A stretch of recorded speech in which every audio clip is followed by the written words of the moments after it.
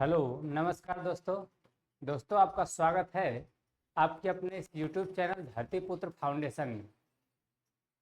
प्यारे दोस्तों, हम लोग इससे पहले जो रसायन विज्ञान में चर्चा कर रहे थे, कक्षा 9वीं का रसायन विज्ञान और रसायन विज्ञान दूसरा चैप्टर का जो था लास्ट टॉपिक चल रहा था। लास्ट में हम आपको कुछ इस तरह से बता दिए थे जिसमें जिस टॉपिक का नाम था कि बिलियन।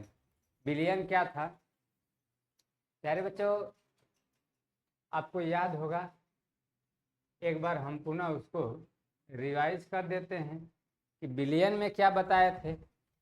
बिलियन में हम ये बताए थे आपको कि ऐसा पदार्थ जो विलेय और विलायक के मिलने से बनता है। प्यारे बच्चों, और बिलियन जो टॉपिक जो हम आपको बता रहे थे, बिलियन जिसको आप सॉल्यूशन कह रहे थे, क्या कह रहे थे? सॉल्यूशन। बिलियन। प्यारे बच्चों, बिलियन की जो टॉपिक थी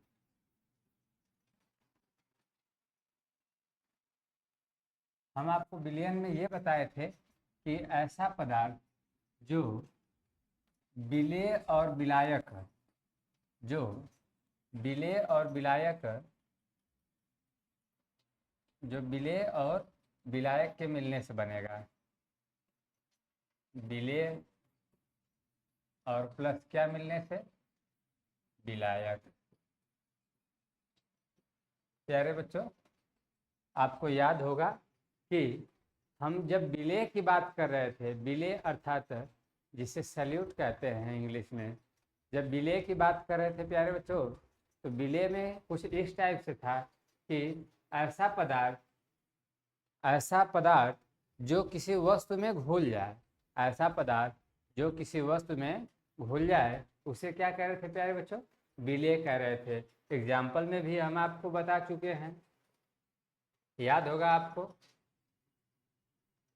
चीनी और प्लस पानी जो मिल करके बन रहा था, क्या आपका? शरबत। चीनी प्लस पानी मिल करके शरबत बन रहा था प्यारे बच्चों। तो आपको याद होगा कि जब हम इसका डिफिनेशन नोट करवाए थे तो ये बताए थे कि ऐसा पदार्थ जो विलेय और विलायक के मिलने से बनता है, सॉरी, उसे विलेयन कहते हैं। जो विलेय और विलायक के मिलने से बनता है उसे विलेय कहते हैं। और विलेय की जब बात करेंगे तो ऐसा पदार्थ जो किसी वस्तु में घुल जाए, ऐसा पदार्थ जो किसी वस्तु में घुल जाए, उसे क्या कहते हैं प्यारे बच्चों? विलेय कहते हैं। याद होगा कि हम आपको एक ये भी डिफिनेशन इस तरह से बताए थे कि अगर आपको बातें न समझ में आए तो आप ये मान लीजिए कि ऐसा पदार्थ जो विलाई जाए, जिसका अस्तित्व समाप्त हो जाए, उसी को क्या कहते हैं प्यारे बच्चों? विलेय कहते हैं। अब उसके बाद विलायक की जब बात करेंगे, जिसे सॉल्वेंट कहते हैं इंग्लिश में। अब प्यारे बच्चों, विलायक की जब अगर बात कर रहे थे तो हम आपको ये बताए थे कि विलायक वे पदार्थ होते हैं जो किसी वस्तु को अपने अंदर घोल ले। विलायक वे पदार्थ होते हैं जो किसी वस्तु को अपने अंदर क्या कर लें? घोल लें। ऐसे पदार्थ को क्या कहते हैं प्यारे बच्चों? विलायक कहते हैं। एग्जाम्पल में भी हम आपको बता चुके थे कि विलायक का एग्जाम्पल जो होगा आपका पानी हो जाएगा, केरोसिन वगैरह हो जाएगा, तेल हो जाएगा, कोई भी तेल आप ले सकते हैं। हाँ, जैसे अगर आपको याद होगा, आप एक आध थोड़ा रील वगैरह में देखे होंगे कि जो पेट्रोल जो होता है, पेट्रोल में थर्माकोल, पेट्रोल जो होता है उसमें पेट्रोल में थर्माकोल का टुकड़ा ले करके उसमें आप जैसे ही डालेंगे थर्माकोल तो पूरा थर्माकोल गायब हो जाता है, अर्थात वो घुल जाता है, मिक्स हो जाता है। और कुछ समय के बाद जब थर्माकोल की मात्रा पेट्रोल की मात्रा से ज़्यादा रहती है तो वह एक प्रकार का लिक्विड बना लेता है और वह एक गम की तरह हो जाता है, फेविक्विक वगैरह जैसे कोई वस्तु चिपकाने के काम में आता है, उस टाइप का बन जाता है। तो पेट्रोल में भी वह जो विलायक का काम कर रहा है पेट्रोल कर रहा है, और जो विलेय का काम कर रहा है वो थर्माकोल कर रहा है।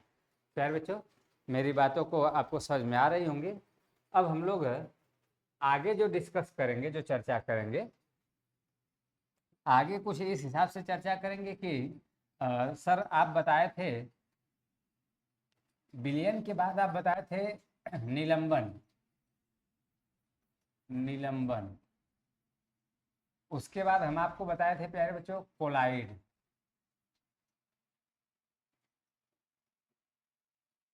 निलंबन बताए थे, कोलाइड बताए थे। प्यारे बच्चों हम इन दोनों को बताए थे कि ये सब मतलब निलंबन और कोलाइड ये दोनों जो होते हैं ये आपके बिस्मांगी मिश्रण के उदाहरण है। किसके उदाहरण है? बिस्मांगी मिश्रण। बिस्मांगी मिश्रण। अच्छा, अब बिस्मांगी मिश्रण देखने के लिए, बिस्मांगी मिश्रण के बारे में जानने के लिए, जिस तरह से आप जानते हैं कि कटप्पा ने बाहुबली को क्यों मारा, उसके लिए आपको देखना पड़ेगा बाहुबली 2। उसी तरह से आपको मिश्रण और निलंबन, कोलाइडी और फिर उसके बाद कहें तो समांगी मिश्रण, समांगी मिश्रण आपको उसी तरह से, इससे जो आज की वीडियो आप देख रहे हैं इस वीडियो से पहले वाले वीडियो में आपको देखना पड़ेगा। जिस तरह से कटप्पा ने बाहुबली को क्यों मारा आप देखते हैं बाहुबली 2, उसी तरह से आपको समांगी मिश्रण, विषमांगी मिश्रण, निलंबन, कोलाइडी के बारे में जानने के लिए आपको इससे पहले वाला वीडियो देखना पड़ेगा। प्यारे बच्चों आ जाते हैं हम लोग नेक्स्ट टॉपिक पे। हमारी टॉपिक ये है कुछ इस तरह से कि आप सर बताइए बिलियन के प्रकार कौन कौन से हैं। तो प्यारे बच्चों आपके बुक के अकॉर्डिंग जो है बिलियन मुख्य रूप से 2 प्रकार के हैं। बिलियन के प्रकार, बिलियन के प्रकार, टाइप ऑफ सॉल्यूशन। प्यारे बच्चों बिलियन के प्रकार की जब अगर आप बात करेंगे तो वैसे तो कक्षा 9वीं में हम लोगों को मुख्य रूप से 2 ही प्रकार पढ़ना है। एक है आपका संतृप्त विलयन और दूसरा है आपका असंतृप्त विलयन। आप कहेंगे कि सर जो निलंबन, कोलाइडी ये बताए थे ये क्या था? तो प्यारे बच्चों ये भी एक प्रकार का विलयन का प्रकार ही था, लेकिन हम लोग जो विलयन का प्रकार जो आपके बुक में दिया हुआ है कुछ इस तरह से है, टाइप ऑफ सॉल्यूशन। विलयन का प्रकार जो है कुछ इस तरह से दिया हुआ है कि ये 2 प्रकार के, एक का नाम संतृप्त विलयन, संतृप्त विलयन, और उसके बाद दूसरे का नाम है प्यारे बच्चों असंतृप्त विलयन। असंतृप्त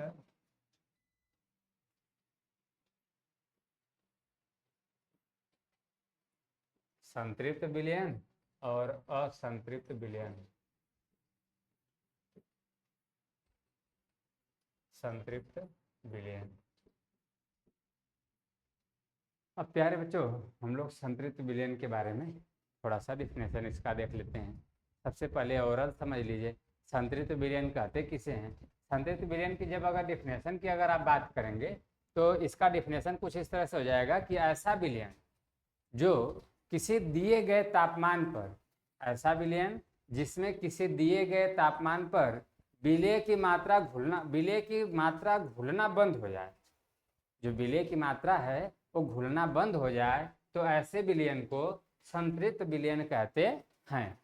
प्यारे बच्चों एक बार पुनः हम इसके डिफिनेशन को बोल देते हैं कि ऐसा विलयन जिसमें किसी तापमान पर विलय की मात्रा घुलना बंद हो जाए, विलय की मात्रा घुलना क्या हो जाए? बंद हो जाए, तो ऐसे विलयन को संतृप्त विलयन कहते हैं। प्यारे बच्चों हम लोग हेडिंग डालते हैं संतृप्त विलयन, हेडिंग बना करके इसको नोट कर लेते हैं। संतृप्त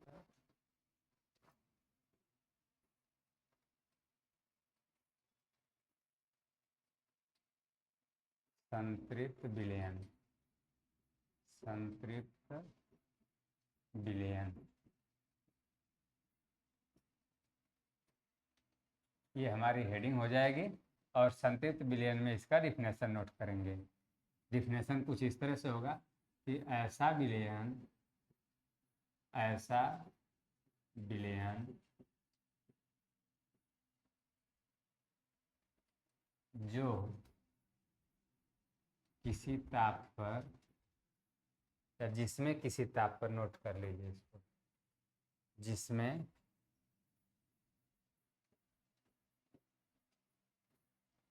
किसी ताप पर,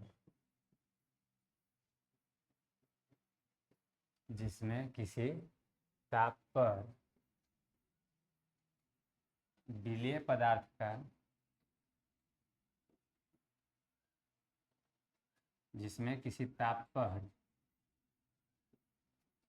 विलेय पदार्थ का, विलेय पदार्थ का घुलना,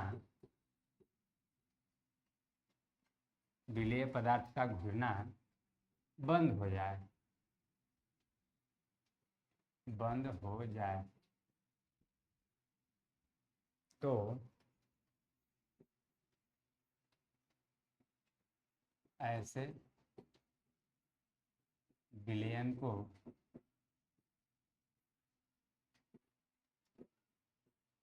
संतृप्त विलयन कहते हैं। संतृप्त विलयन कहते हैं। इसका डेफिनेशन हो जाएगा प्यारे बच्चों कि ऐसा विलयन जिसमें किसी ताप पर विलेय पदार्थ का घुलना बंद हो जाए। ऐसा विलयन जिसमें किसी भी तापमान पर या किसी ताप पर विलेय पदार्थ का घुलना क्या हो जाए, बंद हो जाए, ऐसे पदार्थों को संतृप्त विलयन कहते हैं।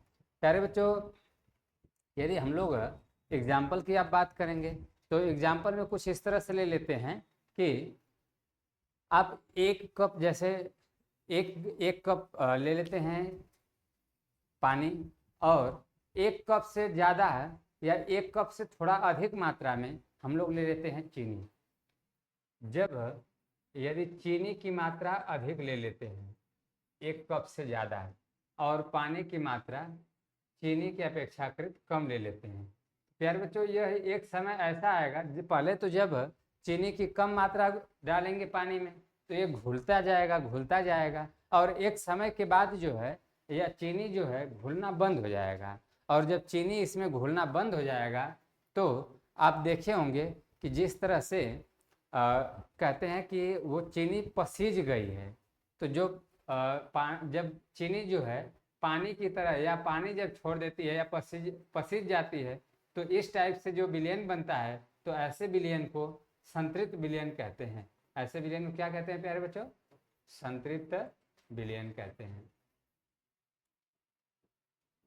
अब इसके बाद जो है हम लोग नेक्स्ट हेडिंग डालेंगे असंतृप्त विलयन। आप एक बार इसका स्क्रीनशॉट ले लीजिए। उम्मीद कर रहे हैं कि आप स्क्रीनशॉट ले लिए होंगे। हम लोग चलते हैं, नेक्स्ट जो हेडिंग होगी प्यारे बच्चों, असंतृप्त विलयन। असंतृप्त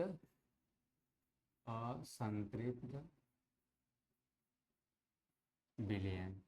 प्यारे बच्चों, अब इसी का विपरीत हो जाएगा।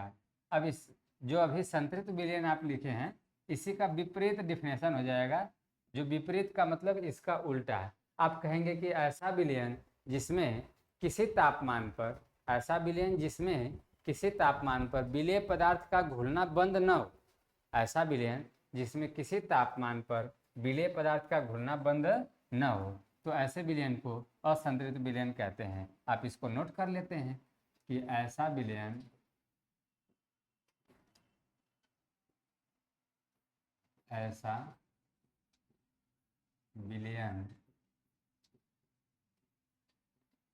जिसमें किसी निश्चित ताप पर, किसी तापमान पर, जिसमें किसी ताप पर कहिए या तापमान पर, दोनों बातें कहिए। ऐसा विलयन जिसमें किसी ताप पर विलेय पदार्थ का घुलना, विलेय पदार्थ का घुलना बंद न हो, बंद न हो, तो ऐसे विलयन को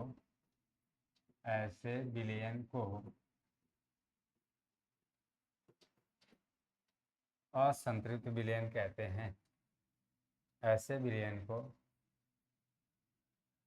असंतृप्त विलयन कहते हैं। प्यारे बच्चों, हम आपको बताएं कि ऐसा विलयन जिसमें किसी ताप पर ऐसा विलयन जिसमें किसी ताप पर विलेय पदार्थ का घुलना बंद न हो, तो ऐसे विलयन को असंतृप्त विलयन कहते हैं। इसका मतलब आप कह सकते हैं कि सर आप ये कहना चाहते हैं कि जिसमें यदि कोई विलेय पदार्थ जो है वो कम मात्रा में रहे और उसमें वह एक टेम्परेचर पे रहे, एक किसी तापमान पे रहे, तो ऐसे विलयन को हम लोग क्या बोलेंगे? असंतृप्त विलयन। इसका मतलब कि चीनी जो है इसकी कम मात्रा रहेगी अपेक्षाकृत पानी के। अगर नमक ले लेते हैं तो नमक की मात्रा कम रहेगी अपेक्षाकृत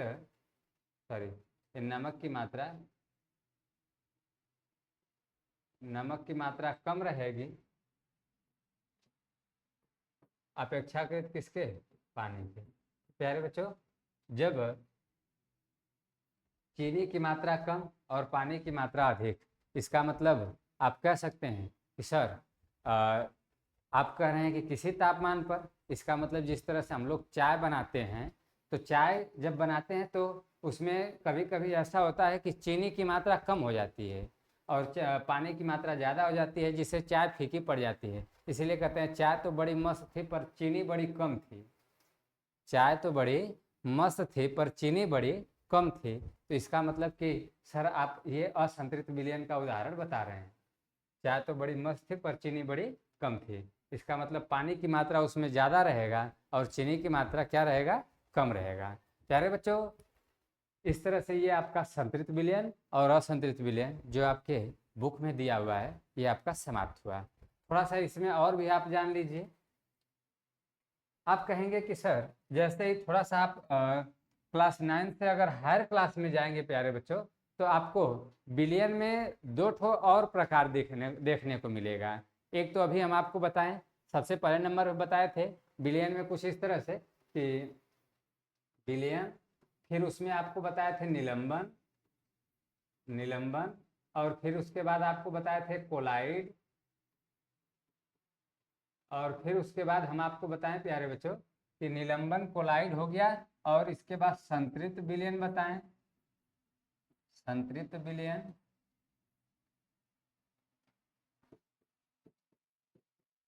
और उसके बाद हम आपको अभी बताएं असंतृप्त विलयन। असंतृप्त विलयन का उदाहरण भी हम आपको बता दिए कि चाय तो बड़ी मस्त थी पर चीनी बड़ी कम। चाय तो बड़ी मस्त थी पर चीनी बड़ी कम। तो ये आपका असंतृप्त विलयन इस तरह से हो गया। अब प्यारे बच्चों, इसी में आता है विलयन के प्रकार में ही, किसमें? टाइप ऑफ विलयन, टाइप ऑफ सॉल्यूशन जब आप पढ़ेंगे तो इसी में आता है एक सांद्र विलयन आता है और एक तनु विलयन आता है। सांद्र विलयन और तनु विलयन जो है संतृप्त और असंतृप्त विलयन से मिलता जुलता है। प्यारे बच्चों, जब अवस्था के आधार पर विलयन के प्रकार अगर पढ़ेंगे आप, किसके आधार पे? अवस्था के आधार पे, तो अवस्था के आधार पे विलयन को 9 भागों में बांटा गया है। इसके 9 प्रकार होते हैं प्यारे बच्चों। इसके बारे में आपको थोड़ा सा बस हम बता देते हैं, क्योंकि आपके सिलेबस में है नहीं, ये है क्लास 12 का। जब कक्षा 12वीं में आप जाएंगे तो कक्षा 12वीं में आपको पहला चैप्टर मिलेगा। अब अवस्था के आधार पे अगर आप बात करेंगे तो आपको याद होगा कि हम अवस्था के बारे में आपको पढ़ा चुके हैं कि अवस्थाएं कितनी होती हैं? 3 होती हैं। तो आप कहेंगे सर आप तो बता रहे थे अवस्थाएं 5 होती हैं, जो पदार्थ की जो अवस्थाएं होती हैं 5 होती हैं। तो नहीं, संकोच हमने 5 बताया था आपको, लेकिन मुख्य रूप से हम लोगों को पढ़ना कितना है? 3 अवस्थाएं पढ़नी है। कितनी अवस्थाएं पढ़नी है? 3 अवस्थाएं। एक का नाम ठोस, दूसरे का नाम द्रव और तीसरे का नाम gas.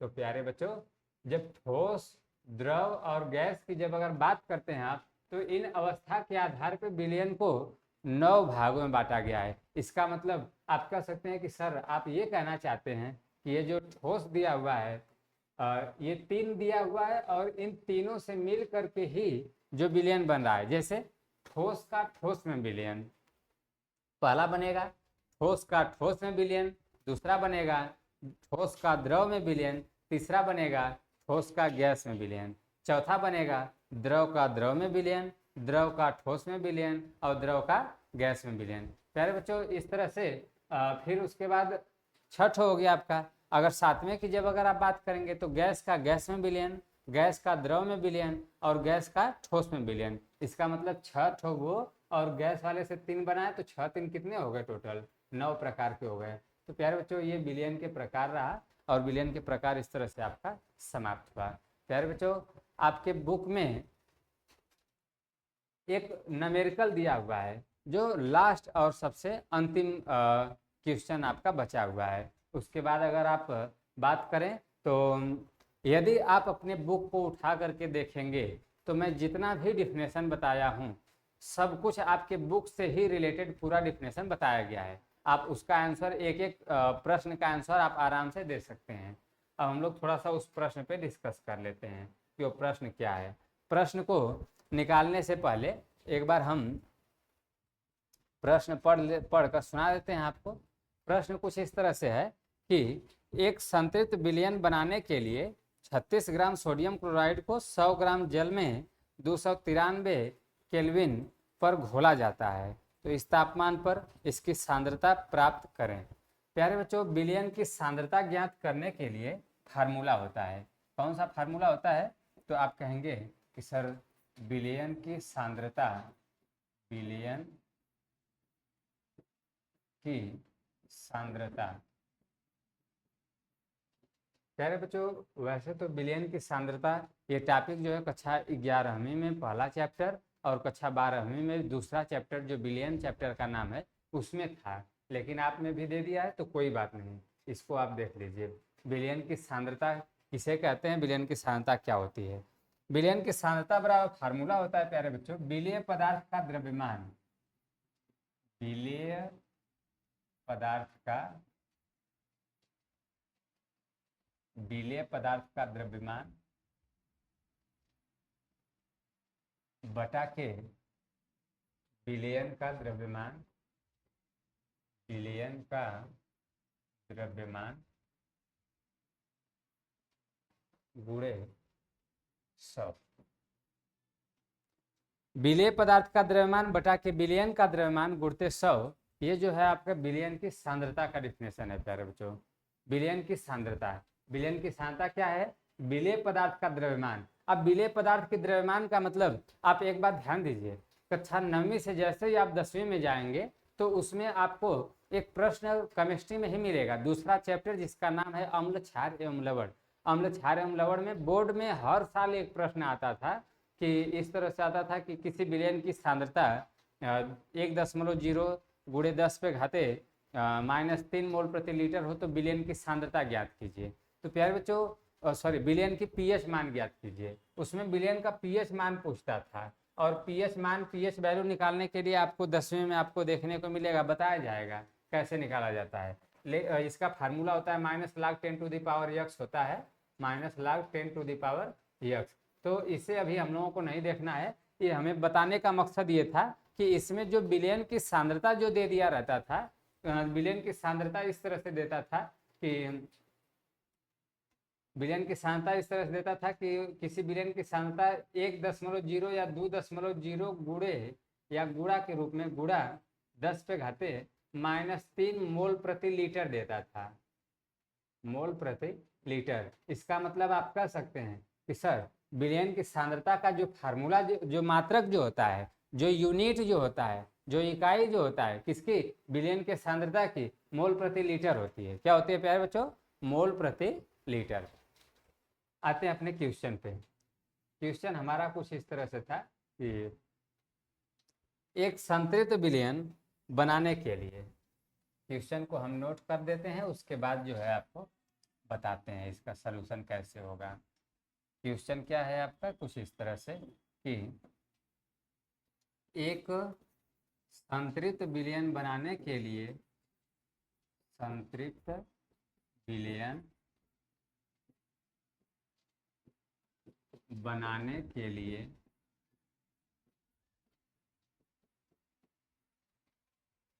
36 gram sodium chloride, 36 gram sodium chloride, 36 gram sodium chloride को 100 ग्राम जल में, 100 ग्राम जल में 293 डिग्री केल्विन, 293 डिग्री केल्विन पर घोला जाता है, पर घोला जाता है, पर घोला जाता है। तो इस तापमान पर इसकी सांद्रता ज्ञात करें। तो इस ताप पर या तापमान पर, इस तापमान पर इसकी सांद्रता ज्ञात करें। प्यारे बच्चों, ये आपका क्वेश्चन है। हम लोग इसका सलूशन देखेंगे, कैसे इसको सॉल्व करेंगे।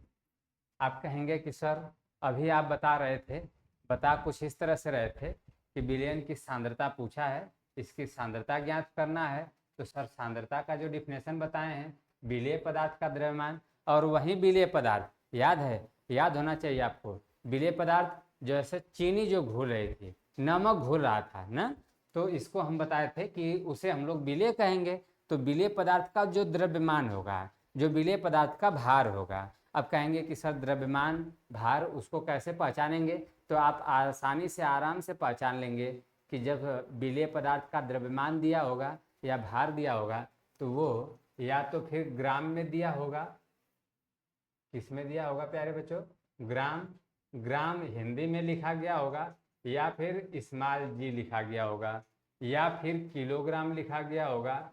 क्या लिखा गया होगा, किलोग्राम, या फिर केजी लिखा गया होगा।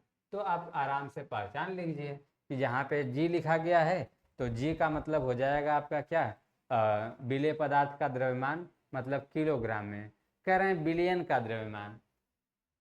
यार बच्चों, बिलियन का द्रव्यमान या कहीं कहीं बिलियन का आयतन दे देता है, दोनों बात एक ही है लगभग। अब बिलियन का द्रव्यमान की बात करेंगे, तो बिलियन का द्रव्यमान कैसे निकालेंगे आप, तो कहेंगे कि सर बिलियन का द्रव्यमान निकालने के लिए आप हमें कुछ इस तरह से एक फार्मूला ये बताए थे सर कि बिलियन दो चीज़ों से मिलकर बना होता है। आप कहेंगे कि सर दो चीज़ कौन कौन से थे, तो सर दो चीज़ ये थी कि एक का नाम था विलेय और दूसरे का नाम क्या था, विलायक।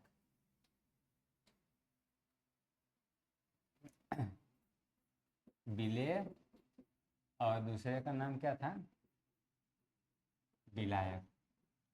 प्यारे बच्चों, जो विलेय है इसके बारे में तो हम आपको बता दिए कि विलेय पदार्थ का द्रव्यमान क्या है, तो कैसे निकालेंगे। अभी आप पढ़ रहे हैं जैसे कि एक संतृप्त विलयन बनाने के लिए 36 ग्राम सोडियम क्लोराइड। अच्छा एक बात ध्यान दीजिए, ध्यान देने योग्य बात यह है कि जैसे अगर मान लीजिए आप ही के यहाँ कुछ ऐसे महापुरुष होंगे, कुछ ऐसे व्यक्ति होंगे जिनका घर का नाम बुलाने का कुछ और होगा, और कोचिंग या स्कूल वगैरह में बुलाने का नाम कुछ और होगा। जैसे घर पे वो कहते हैं ना कि घर पे अगर जो काला है तो उसको कल्लू बुला देते हैं, हाँ, और इस तरह से उपनाम से बुलाते हैं घर पे। लेकिन जो स्कूल में नाम लिखवाया जाता है या जो स्कूल में नाम प्रचलित रहता है वो नाम कुछ और रहता है।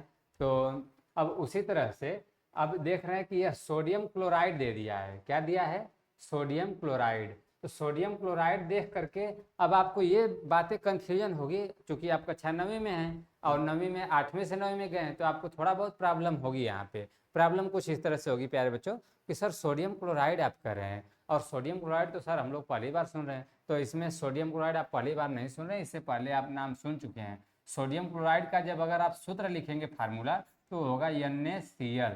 क्या होगा प्यारे बच्चों? NaCl, sodium chloride. Na का मतलब सोडियम। याद करिए, इससे पहले वाले वीडियो में जब हम सोडियम के संकेत बताए थे, जिसमें हम बताए थे Na मतलब ना बताए थे, ना शब्द लिखा गया था, हिंदी में ना बताए थे, और Cl जिसमें कल लिखा गया था, कल ये 17वें नंबर पे लिखा गया था, और Na जो है आपका 11वें नंबर पे लिखा गया था। तो प्यारे बच्चों आपको याद होगा कि जब हम ना शब्द अर्थात सोडियम बताए थे, इसका मतलब सोडियम लिख गया Na और Cl, और NaCl से आपको पता लग गया होगा कि सर आप नमक के बारे में चर्चा कर रहे हैं। किसके बारे में चर्चा कर रहे हैं? नमक के बारे में। तो यहाँ सीधे सीधे नमक न दे करके ये कह दिया गया है सोडियम क्लोराइड। तो सोडियम क्लोराइड कितना मात्रा दिया हुआ है? 36 ग्राम। तो इसका मतलब आप समझ रहे होंगे, समझ गए होंगे कि सर 36 ग्राम नमक है जो कहाँ घोला गया है? संतृप्त विलयन बनाने के लिए। और किस में घोला गया है? जल में घोला गया है। किस में घोला गया है प्यारे बच्चों? जल में। तो इसका मतलब आप कहेंगे कि सर यही विलय का काम कर रहा है नमक, और विलायक का काम कौन कर रहा है? जल। जल का मतलब पानी। और आप देख रहे हैं कि सर विलय का काम नमक कर रहा है। नमक कितना दे दिया है? 36 ग्राम। और प्लस विलायक का काम कौन कर रहा है? जल कर रहा है। जल का वैल्यू कितना दे दिया है? 100 ग्राम। इसका मतलब कि सर आप विलयन का द्रव्यमान की बात कर रहे थे। किसके द्रव्यमान की बात कर रहे थे? विलयन का। तो आप कहेंगे कि सर जब विलयन के द्रव्यमान की बात कर ही रहे थे आप, तो लिख लीजिए ना कि 100 प्लस 36, और जब 100 और 36 सर जोड़ देंगे तो 136 आ जाएगा। ये आपका सर हो जाएगा विलयन का द्रव्यमान। किसका द्रव्यमान हो जाएगा प्यारे बच्चों? विलयन का द्रव्यमान। आप एक बार इसका स्क्रीनशॉट ले लीजिए, इसके आगे हम आपको बताते हैं। प्यारे बच्चों अब हम लोग आगे देखेंगे कि विलयन का द्रव्यमान हमने लिख दिया है। विलयन का द्रव्यमान, विलयन का द्रव्यमान, विलयन का द्रव्यमान हम निकाल लिए 136 डिग्री, सॉरी 136 ग्राम आ गया हमारा। कितना आ गया प्यारे बच्चों? 136। अब उसके बाद अगर बात करेंगे विलय का द्रव्यमान, विलय का द्रव्यमान, तो आप कहेंगे विलय का द्रव्यमान, सर विलय का द्रव्यमान जो हो जाएगा हमारा वो हो जाएगा 36 हो जाएगा, 36 ग्राम हो जाएगा। और सर आप सांद्रता पूछ रहे थे, तो सर फार्मूला अभी आप बताए हैं कि विलयन की सांद्रता बराबर फार्मूला कि विलय का द्रव्यमान, विलय का द्रव्यमान 36 अब बटा के विलयन का द्रव्यमान 136 अब गुणे 100।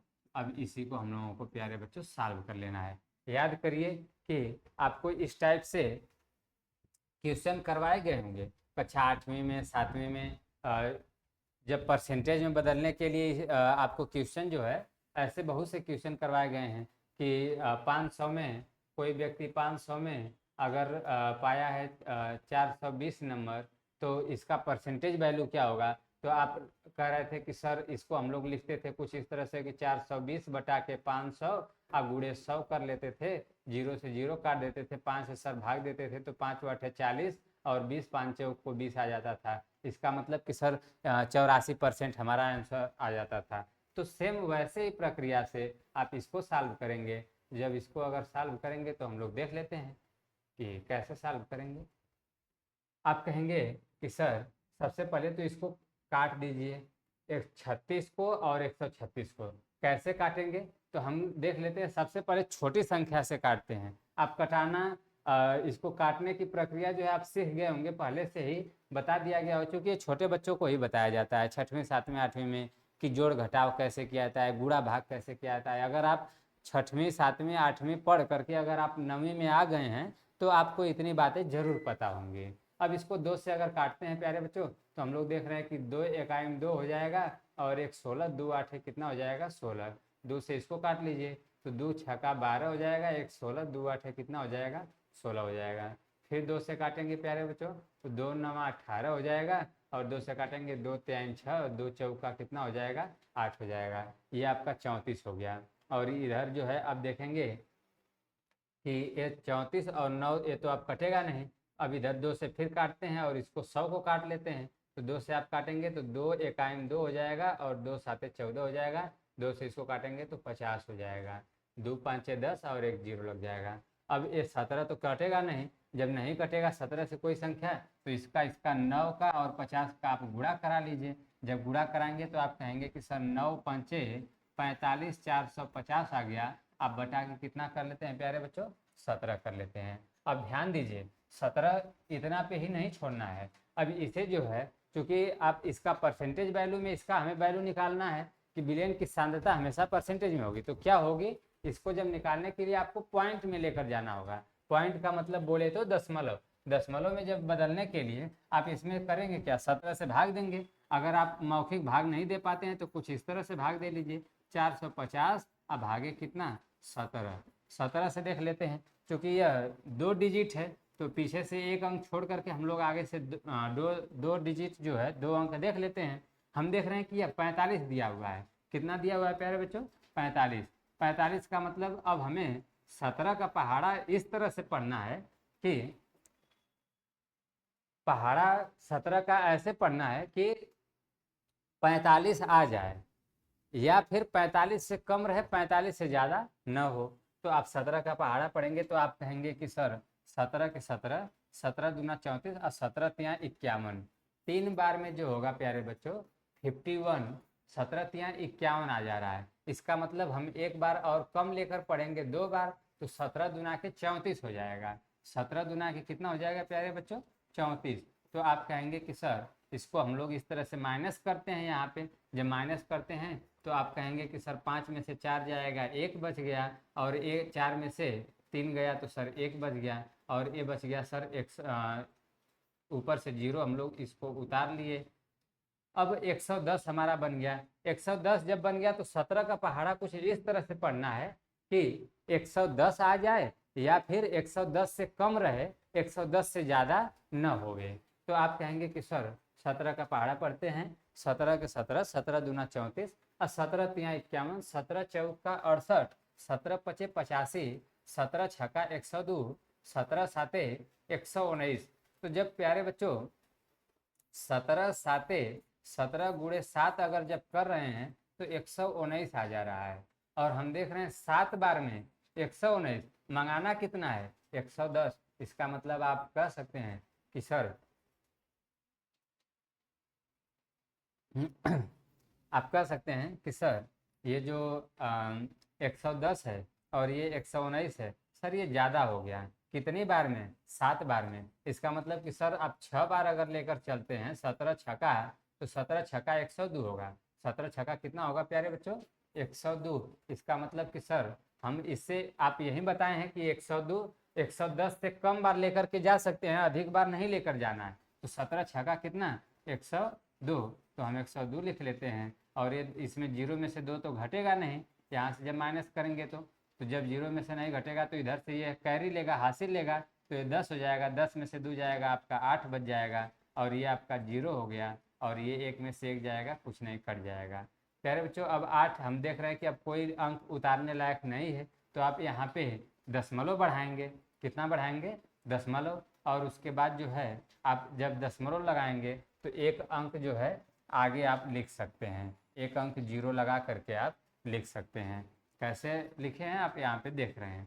अब प्यारे बच्चों अब आगे जब दशमलव के बाद की अगर आप बात करेंगे तो 17 का पहाड़ा कुछ इस तरह से पढ़ना है कि 80 आ जाए या 80 से कम रहे, 80 से ज़्यादा न होवे। तो आप कहेंगे कि सर 17 का पहाड़ा पढ़ लेते हैं फिर से। 17 17, 17 दूना 34, 17 तिया 51, 17 चौका 68, 17 पचे 85। सर 17 गुणे 5 अगर जब कर रहे हैं तो 17 पचे 85 हो जा रहा है, 85 हो जा रहा है। लेकिन मंगाना है सर 80 मंगाना है, और सर 5 ठो आगे हो जा रहा है। कितने बार में, 5 बार में। तो आप कहेंगे कि सर 5 बार नहीं, एक बार कम करके पढ़िए, 4 बार। तो आप कहेंगे 17 गुणे 4, जब 17 में 4 का गुणा करेंगे तो 17 चौका कितना हो जाएगा प्यारे बच्चों, तो आप कहेंगे 17 चौका 68 हो जाएगा। 17 चौका कितना होगा, 68। तो हम यहाँ पे लिख लेते हैं 4 बार, और ये हमारा हो जाएगा 17 चौका 68। माइनस कर लेते हैं, ये 0 में से तो 8 जाएगा नहीं, तो इधर से 1 हासिल लेगा तो 10 हो जाएगा। 10 में से 8 जाएगा 2 और ये आपका 7, 7 में से 1 हो जाएगा, 6 जाएगा, 1 बच जाएगा 12। प्यारे बच्चों अब आगे भी हम लोग जीरो उतार करके लेकर जा सकते हैं, लेकिन ऐसे कंडीशन में हम लोग 1 अंक तक ही मान, न्यूनतम 1 अंक या 2 अंक तक मान लिखा जाता है। तो आप 26 दशमलव कितना आ गया आपका 4, तो यही आप मान लिख करके छोड़ देंगे 26.4%। इसको आप इरेज कर लेंगे, इसको इरेज कर लेंगे जिससे आपको समझने में आसानी होगी। अब विलयन की सांद्रता की अगर जब बात की जाएगी प्यारे बच्चों, तो आप कहेंगे कि सर विलयन की सांद्रता बराबर फार्मूला हो गया विलेय पदार्थ का द्रव्यमान। विलयन की सांद्रता बराबर फार्मूला क्या हो गया, विलेय पदार्थ की द्रव्यमान अब बटा के विलयन का द्रव्यमान गुणे 100। विलेय पदार्थ का द्रव्यमान अब बटा के विलयन का द्रव्यमान गुणे 100। सर ये जो होगा हम लोगों का ये हो गया क्या, विलयन का सांद्रता ज्ञात करने का फार्मूला। और विलयन की सांद्रता के बारे में भी हम लोग निकाल कर आपको बता दिए कैसे कैसे आया है। विलेय का द्रव्यमान 36 और विलयन का द्रव्यमान 136 और गुणे 100 कर लिए, इस तरह से कटा दिए और कटाने के बाद हम लोगों का आंसर आ गया कितना, 26.4%। यही आपका आंसर हुआ। प्यारे बच्चों इस तरह से आपका ये दूसरा टॉपिक, दूसरा चैप्टर जो है पूर्ण रूप से कंप्लीट हुआ।